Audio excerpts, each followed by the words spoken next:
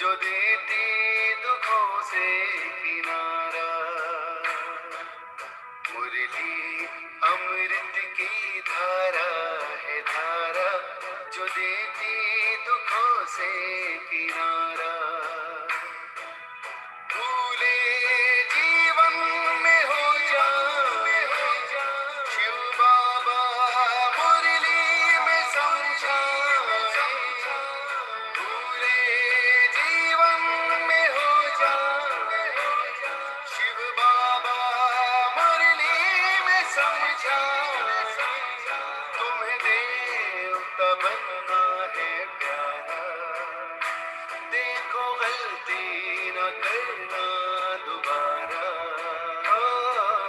मुरली अमृत की धारा है धारा, जो देती दुखों से किनारा।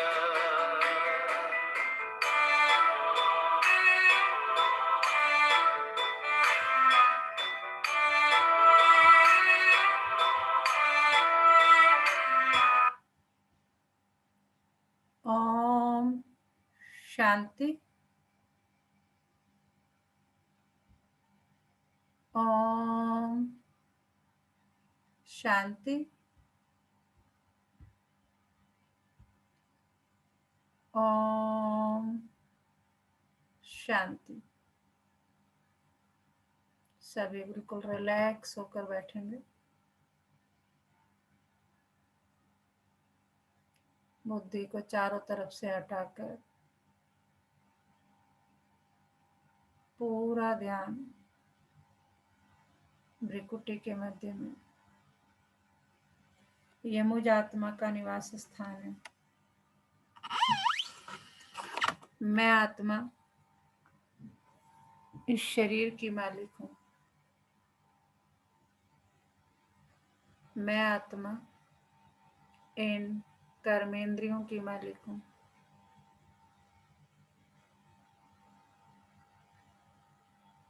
मैं आत्मा बहुत भाग्यवान हूँ। कोटों में कोई और कोई में भी कोई भाग्यवान आत्मा की परम पिता परमात्मा ने मुझे अपना बनाया है और रोज मुझे गुणों से, शक्तियों से, ज्ञान से भरपूर करते जाते हैं। शुक्रिया मेरे बाबा, शुक्रिया मुझे अपना बनाने के लिए, मुझे रोज पढ़ाने के लिए, मुझे गुणों से, शक्तियों से, ज्ञान से भरपूर करने के लिए। अभी मैं आत्मा अपने परम पिता परमात्मा के महावाक्य सुनूंगी। ओम शांति। आज 6 जून 2021 बाबा के महावाक्य। आज कौन सी मुरली है? आज संडे है, कौन सी मुरली चलाएंगे बाबा? आज अव्यक्त मुरली चलेगी मैम। जी। ओम शांति दीदी। ओम शांति। उदासी आने का कारण छोटी मोटी अवज्ञाएं। देखिए, हम जो जिंदगी में उदास होते रहते हैं, ब्राह्मण बनने के बाद भी उदास रहते हैं, तो उसका कारण बाबा बता रहे हैं कि वो क्या है? छोटी मोटी अवज्ञाएं। जो हम श्रीमत पर चलते हैं, श्रीमत बाबा देते हैं, उसमें श्रीमत जो बताते हैं उस पर अगर हम छोटी मोटी गड़बड़ करते रहते हैं तो वो ही उदासी का कारण है। आज बेहद के बड़े ते बड़े बाप, ऊंचे ते ऊंच बनाने वाला बाप अपने चारों ओर के बच्चों में से विशेष आज्ञाकारी बच्चों को देख रहे हैं। आज्ञाकारी बच्चे तो सभी अपने को समझते हैं, लेकिन नंबरवार है। कोई सदा आज्ञाकारी और कोई आज्ञाकारी है सदा नहीं है। आज्ञाकारी की लिस्ट में सभी बच्चे आ जाते हैं, लेकिन अंतर जरूर है। आज्ञा देने वाला बाप सभी बच्चों को एक समय पर एक ही आज्ञा देते हैं, लेकिन देते हैं अलग अलग, भिन्न भिन्न आज्ञा भी नहीं देते हैं। बाबा कह रहे मैं क्या करता हूँ, अपने सभी बच्चों को एक ही समय पर एक ही आज्ञा देता हूँ। ऐसे नहीं कि अलग अलग भिन्न भिन्न आज्ञा देता हूँ, नहीं। फिर भी नंबरवार क्यों होते हैं? जैसे मान लीजिए क्लास में टीचर पढ़ाता है, लौकिक टीचर की अगर हम बात करें तो सुनने वाले मान लीजिए क्लास में 50 बच्चे हैं या 100 बच्चे हैं या 20 बच्चे हैं, तो टीचर तो सेम इंस्ट्रक्शन दे रहा है सबको, लेकिन फिर भी उसमें से कुछ बच्चे जो है टॉप करते हैं, यानी फर्स्ट आते हैं क्लास में, नंबर 1 आते हैं, कोई लास्ट आते हैं, कोई फेल भी हो जाते हैं। तो बाबा कह रहे ऐसा क्यों, फिर भी नंबरवार क्यों? क्योंकि जो सदा हर संकल्प व हर कर्म करते बाप की आज्ञा का सहज स्मृति स्वरूप बनते हैं, वह स्वतः ही हर संकल्प, बोल और कर्म में आज्ञा प्रमाण चलते, और जो स्मृति स्वरूप नहीं बनते उनको बार बार स्मृति लानी पड़ती है। बहुत बड़ी बात देखिए, अंडरलाइन। कभी स्मृति के कारण आज्ञाकारी बन चलते और कभी चलने के बाद आज्ञा याद करते हैं, क्योंकि आज्ञा के स्मृति स्वरूप नहीं। जो श्रेष्ठ कर्म का प्रत्यक्ष फल मिलता है, वह प्रत्यक्ष फल की अनुभूति न होने के कारण कर्म के बाद याद आता है कि यह रिजल्ट क्यों हुई। कई बार हम गलती कर देते हैं, उसके बाद कहते हैं अरे ऐसा क्यों, कैसे हो गया मुझसे, मैंने तो सोचा नहीं था। कर्म के बाद चेक करते तो समझते हैं जो जैसी बाप की आज्ञा है उस प्रमाण न चलने कारण जो प्रत्यक्ष फल अनुभव हो वह नहीं हुआ। करने के बाद, गलती करने के बाद चेक करने का क्या इसका मतलब, जो आपको समझाया गया था वो आपने ढंग से नहीं समझा। इसको कहते हैं आज्ञा के स्मृति स्वरूप नहीं है, लेकिन कर्म के फल को देखकर स्मृति आई। जब हमने रिजल्ट देखा, अरे फेल हो गए, तब याद किया अरे पढ़ाई कर लेते तो अच्छा था, है ना। तो नंबर 1 है सहज स्वतः स्मृति स्वरूप आज्ञाकारी, कि जो सहज है स्वतः स्मृति स्वरूप और आज्ञाकारी, वो नंबर 1 है। दूसरा नंबर है कभी स्मृति से कर्म करने वाले और कभी कर्म के बाद स्मृति में आने वाले। तीसरे नंबर की तो बात ही छोड़ दो। 2 मालाएं हैं, पहली छोटी माला है, दूसरी बड़ी माला, तीसरी की तो माला ही नहीं है, इसलिए 2 की बात कर रहे हैं। आज्ञाकारी नंबर 1 सदा अमृत वेले से रात तक सारे दिन की दिनचर्या के हर कर्म में आज्ञा प्रमाण चलने के कारण हर कर्म में मेहनत नहीं अनुभव करते, लेकिन आज्ञाकारी बनने का विशेष फल बाप के आशीर्वाद की अनुभूति करते हैं, क्योंकि आज्ञाकारी बच्चे के ऊपर हर कदम में बाप दादा के दिल की दुआएं साथ हैं। इसलिए दिल की दुआओं के कारण हर कर्म फलदायी होता है, क्योंकि कर्म बीज है और बीज से जो प्राप्ति होती है वह फल है। तो नंबर 1 आज्ञाकारी आत्मा का हर कर्म रूपी बीज शक्तिशाली होने के कारण हर कर्म का फल अर्थात संतुष्टता, सफलता प्राप्त होती है। संतुष्टता अपने आप से भी होती है और कर्म के रिजल्ट से भी होती है, और अन्य आत्माओं के संबंध संपर्क से भी होती है। नंबर 1 आज्ञाकारी आत्माओं के तीनों ही प्रकार की संतुष्टता स्वतः और सदा अनुभव होती है। कई कई बार कई बच्चे अपने कर्म से स्वयं संतुष्ट होते हैं कि मैंने बहुत अच्छा विधि पूर्वक कर्म किया, लेकिन कहाँ सफलता रूपी फल जितना स्वयं समझते हैं उतना दिखाई नहीं देता, और कहाँ फिर स्वयं भी संतुष्ट, फल में भी संतुष्ट, लेकिन संबंध संपर्क में संतुष्टता नहीं होती। खुद तो खुश है, लेकिन जो किया संबंध संपर्क वाले वो संतुष्ट नहीं है। तो इसको नंबर 1 आज्ञाकारी नहीं कहेंगे। नंबर 1 आज्ञाकारी तीनों ही बातों में संतुष्टता अनुभव करेगा, खुद भी संबंध संपर्क वाले भी। वर्तमान समय के प्रमाण कई श्रेष्ठ आज्ञाकारी बच्चों द्वारा कभी कभी कोई कोई आत्माएं अपने को असंतुष्ट भी अनुभव करती है। देखिए, बहुत वर्तमान समय के प्रमाण कई श्रेष्ठ आज्ञाकारी बच्चों द्वारा कभी कभी कोई आत्माएं अपने को असंतुष्ट भी महसूस करती है। आप सोचेंगे ऐसा तो कोई नहीं है जिससे सभी संतुष्ट हो, कोई ना कोई असंतुष्ट हो भी जाते हैं, लेकिन वह कई कारण होते हैं। अपने कारण को न जानने के कारण मिसअंडरस्टैंड, गलतफहमी कर देते हैं। दूसरी बात, अपनी बुद्धि प्रमाण बड़ों से चाहना, इच्छा ज्यादा रखते हैं, और वह इच्छा जब पूर्ण नहीं होती तो असंतुष्ट हो जाते हैं। देखिए, बहुत बहुत गहरी बातें बता रहे हैं बाबा। पहला तो क्या, अपने कारण को न जानने के कारण मिसअंडर, मतलब पता ही नहीं है कि क्या गड़बड़ है तो उसे मिसअंडरस्टैंड कर। दूसरा, अपनी बुद्धि प्रमाण बड़ों से चाहना, दूसरों से हम एक्सपेक्टेशन करते हैं, हमारी बुद्धि उतना ही काम करती है, मुझे प्यार चाहिए, मुझे ये चाहिए, मुझे जो भी है, बड़ों से चाहना, इच्छा ज्यादा रखते हैं और वह इच्छा जब पूर्ण नहीं होती तो असंतुष्ट हो जाते हैं। तीसरी बात, कई आत्माओं के पिछले संस्कार, स्वभाव और हिसाब किताब के कारण भी जो संतुष्ट होना चाहिए वह नहीं होते। कई बार हम सब अपना अच्छा कर रहे हैं, है ना, लेकिन क्या होता है कि अब मान लीजिए हमने इस जन्म में कुछ गड़बड़ भी नहीं किया, कुछ भी नहीं, फिर भी गड़बड़ हो रही है, इसका मतलब हम पूर्व जन्मों का कुछ हमारा हिसाब किताब चल रहा है।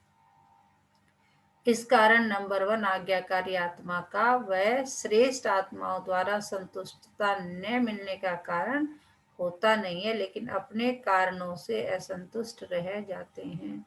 इसीलिए कहाँ-कहाँ दिखाई देता है कि हर एक से कोई असंतुष्ट है, लेकिन उसमें भी मेजॉरिटी 95% के करीब संतुष्ट होंगे, 5% असंतुष्ट दिखाई देते। तो नंबर 1 आज्ञाकारी बच्चे मेजॉरिटी तीनों ही रूप से संतुष्ट अनुभव करेंगे और सदा आज्ञा प्रमाण श्रेष्ठ कर्म होने के कारण हर कर्म करने के बाद संतुष्ट होने कारण कर्म बार बार बुद्धि को, मन को विचलित नहीं करेगा कि ठीक किया व नहीं किया।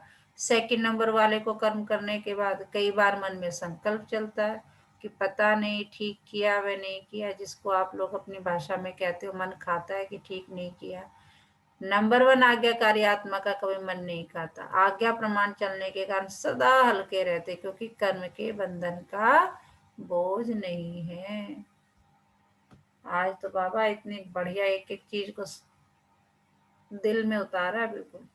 पहले भी सुनाया था कि एक है कर्म के संबंध में आना, दूसरा है कर्म के बंधनवश कर्म करना। तो नंबर 1 आत्मा कर्म के संबंध में आने वाली है, इसलिए सदा हल्की है। नंबर 1 आत्मा हर कर्म में बाप दादा द्वारा विशेष आशीर्वाद की प्राप्ति के कारण हर कर्म करते आशीर्वाद के फलस्वरूप सदा ही आंतरिक विल पावर अनुभव करेगी, सदा अतीन्द्रिय सुख का अनुभव करेगी, सदा अपने को भरपूर अर्थात संपन्न अनुभव करेगी। कभी कभी कई बच्चे बाप के आगे अपने दिल का हाल चाल सुनाते, क्या कहते हैं, ना मालूम क्यों आज अपने को खाली खाली समझते हैं, कोई बात भी नहीं हुई लेकिन संपन्नता व सुख की अनुभूति नहीं हो रही है। कई बार हम बाबा को सुनाते हैं ना, बाबा पता नहीं क्या बात है, तो बाबा वही देखो सब बच्चों का है ना, तो हम ही बच्चों के दिल का हाल सुना रहा है हमको कि कई बार कभी कभी कई बच्चे बाप के आगे अपने दिल का हालचाल सुनाते, क्या कहते हैं, अब बाबा वो भी बता रहे कि क्या कहते हैं, ना मालूम क्यों आज अपने को खाली खाली समझते हैं, कोई बात भी नहीं हो लेकिन संपन्नता व सुख की अनुभूति नहीं हो रही है। कई बार उस समय कोई उल्टा कार्य या कोई छोटी मोटी भूल नहीं होती है, लेकिन चलते चलते अनजान वेलेपन में समय के प्रति समझ आज्ञा के प्रमाण काम नहीं करते हैं।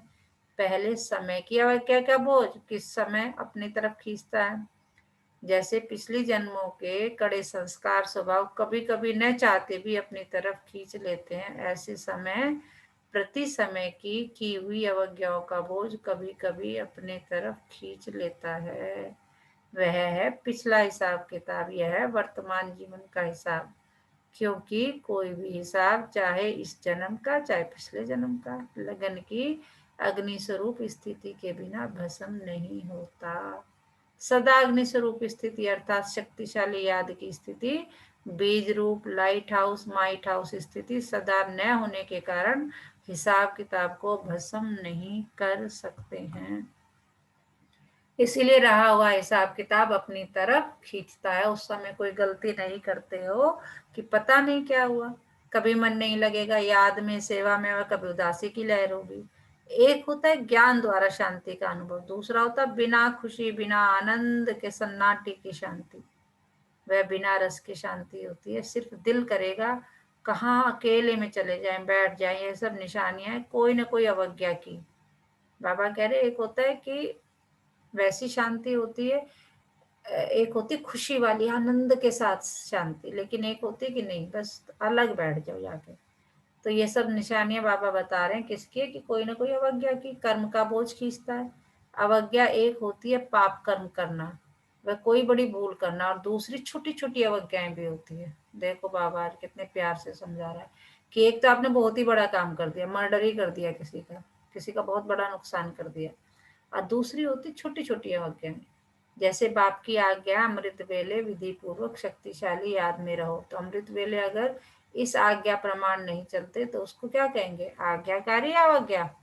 हर कर्म कर्मयोगी बनकर के करो, निमित्त भाव से करो, निर्माण बन के करो, यह आज्ञाएं हैं।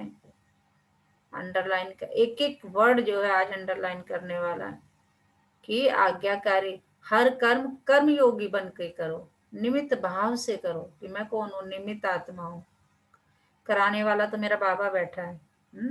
निर्माण बन के करो, यह आज्ञाएं हैं।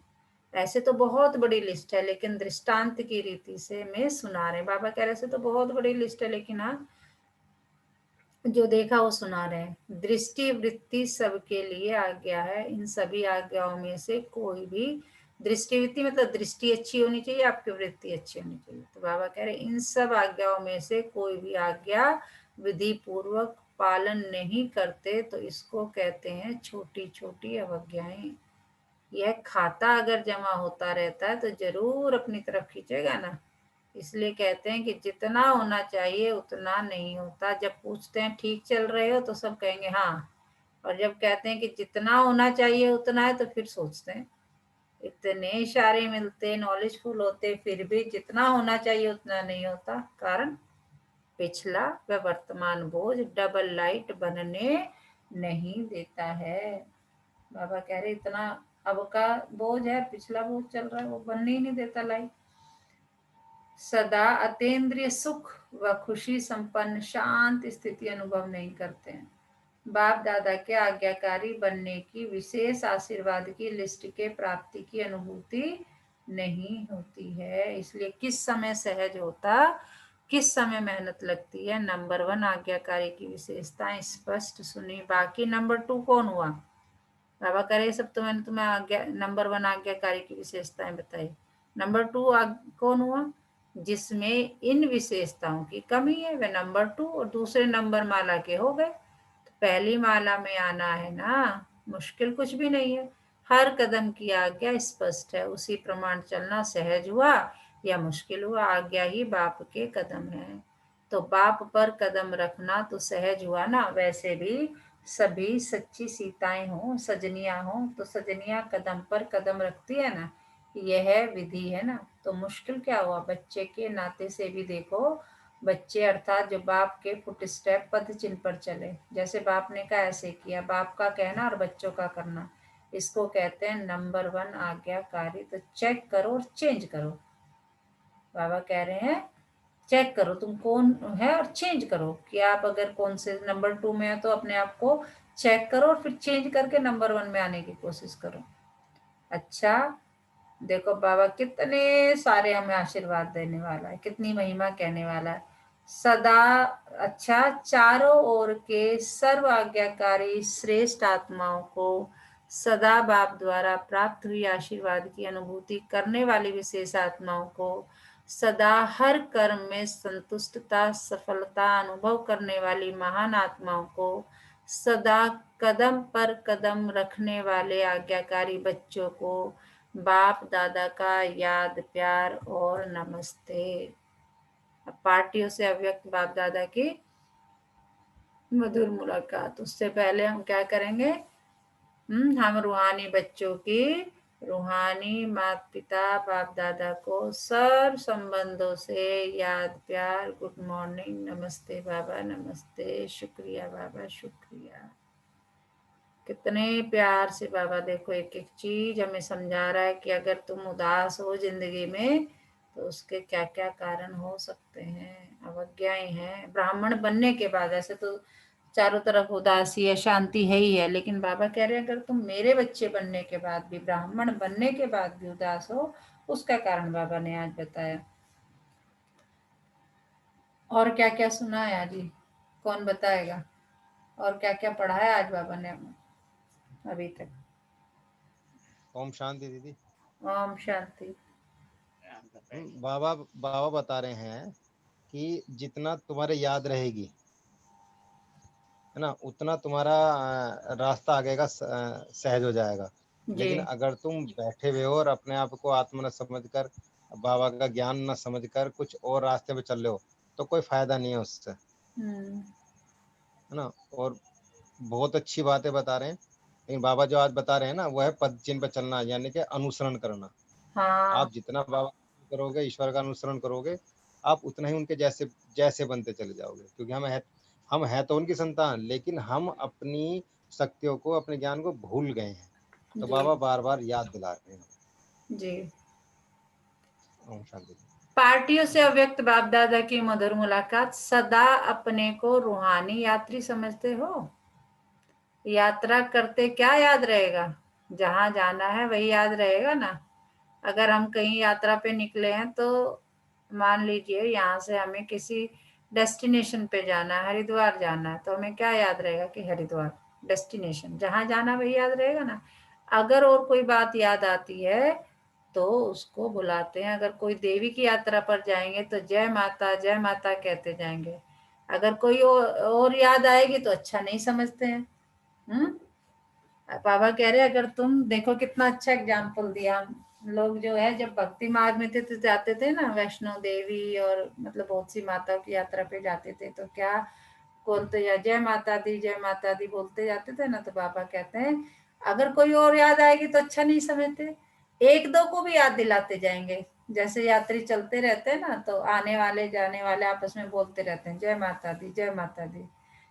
तो बाबा कह रहे खुद भी करेंगे, अगर नहीं कहेंगे तो अच्छा नहीं समझते, एक दो को भी याद दिलाएंगे जय माता याद करो, घर को व बच्चे को याद नहीं करो, माता को याद करो। तो रूहानी यात्रियों को सदा क्या याद रहता है? अपना घर परम धाम याद रहता है ना। वहां ही जाना है तो अपना घर और अपना राज्य स्वर्ग दोनों याद रहता है, या और बातें भी याद आती रहती है? पुरानी दुनिया तो याद नहीं आती है ना। ऐसे नहीं यहाँ रहते हैं तो याद आ जाती है। रहते हुए भी न्यारे रहना, क्योंकि जितने न्यारे रहेंगे उतना ही प्यार से बाप को याद कर सकेंगे। तो चेक करो, पुरानी दुनिया में रहते पुरानी दुनिया में फंस तो नहीं जाते। कमल पुष्प कीचड़ में रहता है लेकिन कीचड़ से न्यारा रहता है। एग्जाम्पल दे रहे हैं बाबा कि कमल भी कहाँ रहता है? कीचड़ में, लेकिन कीचड़ से न्यारा। तो ऐसे भी अगर हम कई बार बाबा को बोलते ना बाबा क्या करें, ये परेशानी है वो परेशानी है, वातावरण ऐसा है, वाइब्रेशन ऐसी है, तो बाबा वही एग्जाम्पल दे रहे हैं कि कमल पुष्प कीचड़ में रहता है लेकिन कीचड़ से न्यारा रहता है। तो सेवा के लिए रहना पड़ता है, मोह के कारण नहीं। तो माताओं को मोह तो नहीं है, अगर थोड़ा धोत्रे पोत्रे को कुछ हो जाए फिर मोह होगा। अगर वह थोड़ा रोए तो आपका मन भी थोड़ा रोएगा, क्योंकि जहाँ मोह होता है तो दूसरे का दुख भी अपना दुख लगता है। ऐसे नहीं उसको बुखार हो तो आपको भी मन को बुखार हो जाए, मोह खींचता है ना। पेपर तो आते हैं, कभी पोतरा बीमार होगा, कभी धोत्रा, कभी धन की समस्या आएगी, कभी अपनी बीमारी की समस्या आएगी, यह तो होगा ही। लेकिन सदा न्यारे रहे, मोह में ना आए, ऐसे निर्मोही हो। पूछ रहे हैं बाबा। माताओं को होता है संबंध से मोह और पांडवों को होता है पैसे से मोह। बाबा तो हर बात को जानता है। माताओं को होता है संबंध से मोह, मेरा बच्चा मेरा मतलब माताओं को जो है मोह होता ही है। और पांडवों को होता है पैसे से मोह, पैसा कमाने में याद भी भूल जाएगी। शरीर निर्वाह करने के लिए निमित्त काम करना दूसरी बात है। बाबा कह रहे भाई अपना शरीर तुमने जो लिया है उसका भरण पोषण करने के लिए कमाना अलग बात है, लेकिन ऐसे लगे रहना जो न पढ़ाई याद आए न याद का अभ्यास हो, उसको कहेंगे मोह। तो मोह तो नहीं है ना। जितना नष्टो मोहा होंगे उतना ही स्मृति स्वरूप होंगे। कुमारों से बात कर रहे हैं बाबा। कमाल करने वाले कुमार हो ना, क्या कमाल दिखाएंगे? सदा बाप को प्रत्यक्ष करने का उमंग तो रहता ही है, लेकिन उसकी विधि क्या है? आजकल तो यूथ की तरफ सबकी नजर है, रूहानी यूथ अपने मनसा शक्ति से, बोल से, चलन से ऐसे शांति की शक्ति अनुभव कराएं जो यह समझे कि यह शांति की शक्ति से क्या है, शांति करने वाले हैं। जैसे जिस्मानी यूथ की चलन और चेहरे से जोश दिखाई देता है ना, देखकर ही पता चलता है कि यह यूथ है। ऐसे बाबा कह रहे जिस्मानी, जैसे जिस्म को देख के पता चलता है कि चेहरे से कि भाई ये यंग बच्चा है ना, ऐसे आपके चेहरे और चलन से शांति की अनुभूति हो, इसको कहते हैं कमाल करना। कि बाबा कह रहे हैं तुम्हारा चेहरा देख के कोई लगे कि अरे कितना शांत है। हर एक की वृत्ति से वाइब्रेशन आए, जैसे उन्होंने चलन से, चेहरे से वाइब्रेशन आता है कि यह हिंसक वृत्ति वाले हैं, ऐसे आपके वाइब्रेशन से शांति की किरणें अनुभव हो। ऐसी कमाल करके दिखाओ। कोई भी शांति का कार्य करता है तो उसको अटेंशन जाता है ना, ऐसे आप लोगों के ऊपर सबका अटेंशन जाए, ऐसी विशाल सेवा करो। क्योंकि ज्ञान सुनाने से अच्छा तो लगता है, लेकिन परिवर्तन अनुभव को देखकर अनुभवी बनते हैं। आप ज्ञान सुना रहे हैं वो अच्छी बात है, लेकिन आपको देख के साक्षात में बाबा कह रहे हैं, तुम्हें एक मॉडल देख के क्या होता है, लेकिन परिवर्तन अनुभव को देखकर अनुभवी बनते हैं।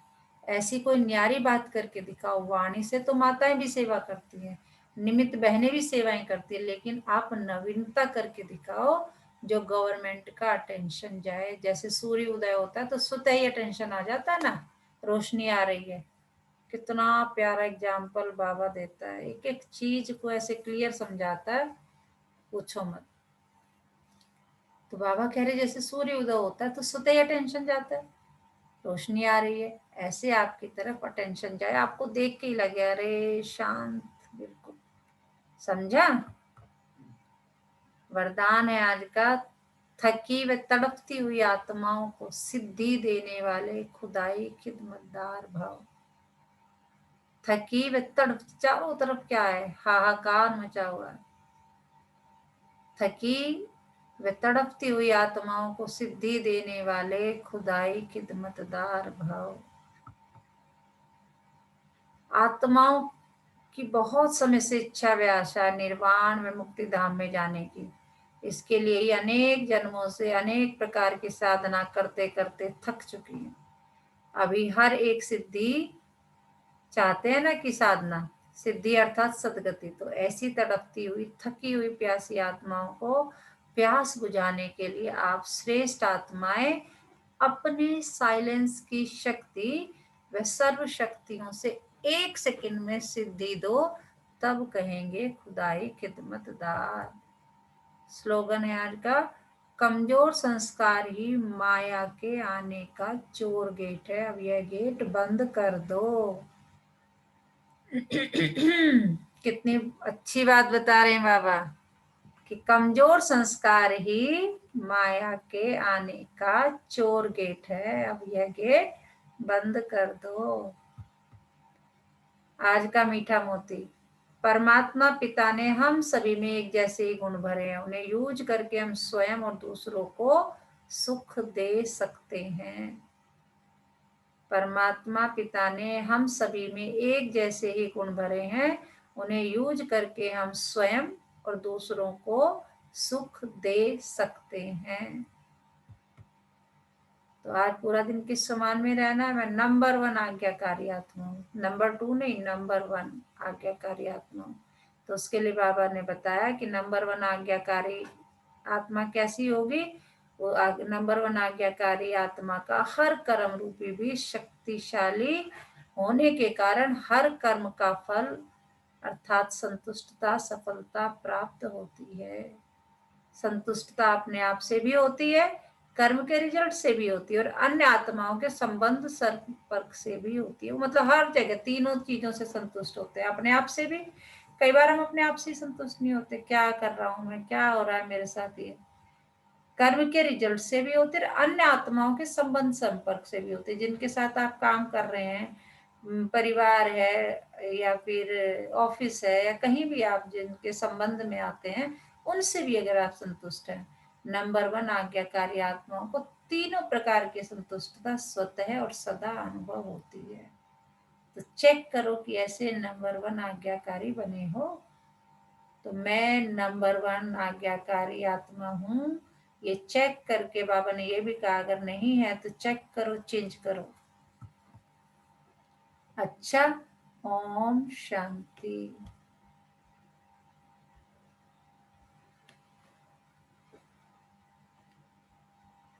अभी हम योग करेंगे, सभी रिलैक्स होके बैठे, बिल्कुल रिलैक्स, कमर सीधी, कमर सीधी, पूरा ध्यान सांसों पर।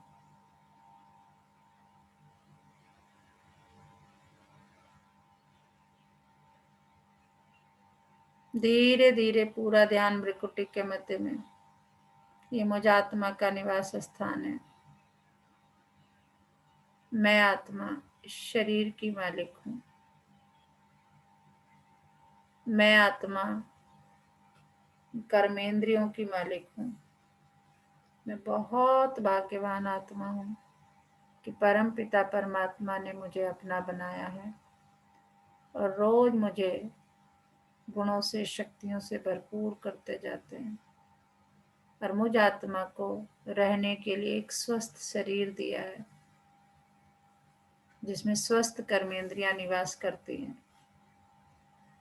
जो बिना रुके बिना थके 24 घंटे मेरे इस शरीर को चलाती है। अपनी हर कर्मेंद्रिय को तहे दिल से थैंक यू बोलें। अपनी हर कर्मेंद्रिय को तहे दिल से थैंक यू बोलें।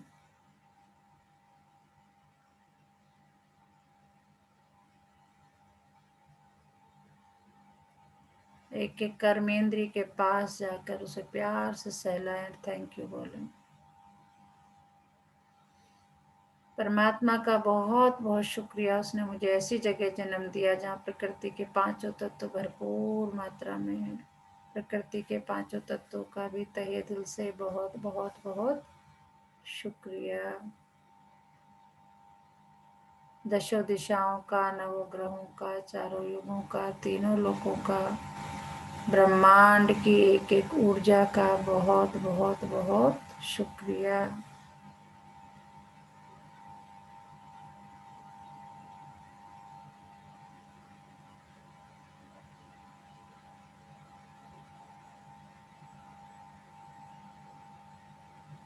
हर एक छोटी से छोटी, बड़ी से बड़ी व्यक्ति, वस्तु, वैभव जो इस जीवन को चलाने में मेरा सहयोग करती है, उसका तहे दिल से शुक्रिया।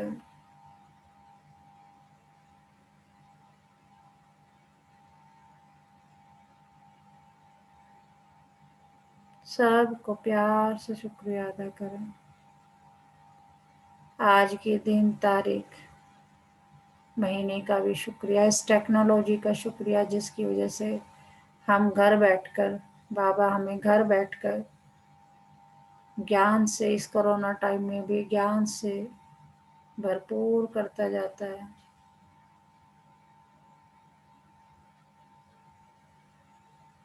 इस मोबाइल का, इस लैपटॉप का, सबका बहुत बहुत शुक्रिया।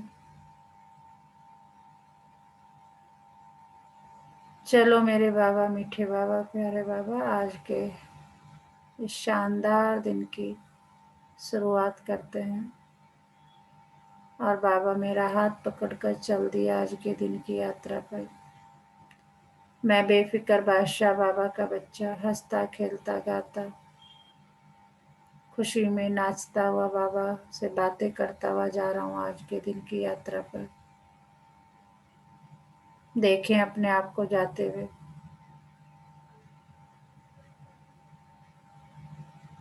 ओम शांति, ओम शांति, ओम शांति। दोनों हाथों को रब करेंगे और पहले अपने आंखों पर लगाएंगे, फिर फेस पर लगाएंगे।